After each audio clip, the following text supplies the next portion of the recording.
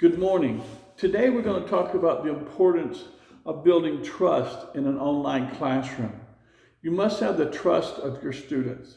This allows them to have the ability to get as much out of the course as possible. They also learn more by trusting the instructor. The best practices of obtaining this trust is to build good relationships and participation in the classroom. To do this, we must take advantage of all the resources that we have. GCU has a great learning environment, but there's other technology out there that we can use to build this relationship and participation.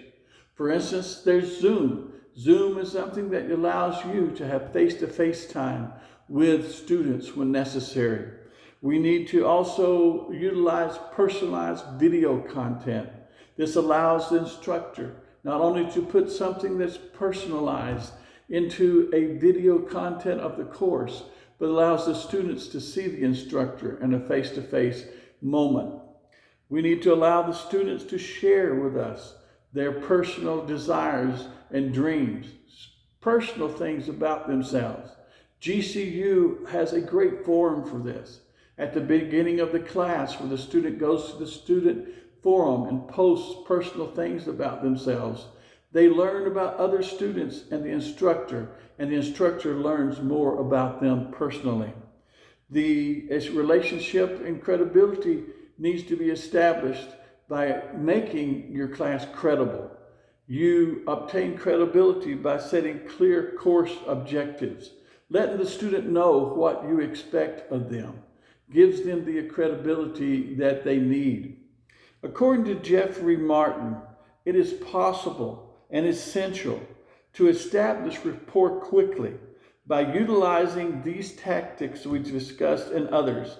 And by doing so, you will increase the satisfaction level of the learner, you will reduce any possible miscommunications, and ensure maximum student engagement of all times.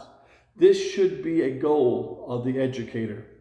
We also need to learn the needs of our students. By learning the needs of our students, we're able to build our content of our classroom around those needs. To allow the student to tell us about themselves is one way of finding out these needs. For example, the student forum that we talked about just a while ago. A writing assignment can be given at the beginning of a course where the student expresses their needs and personal information about themselves.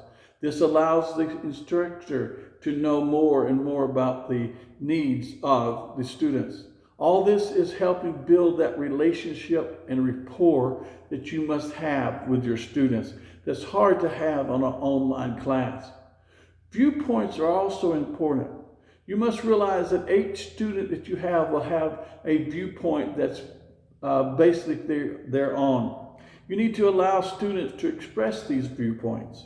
You need to be able to express your viewpoint as well, without judgment and without confrontation. The student needs to know that they have the freedom to express their viewpoints.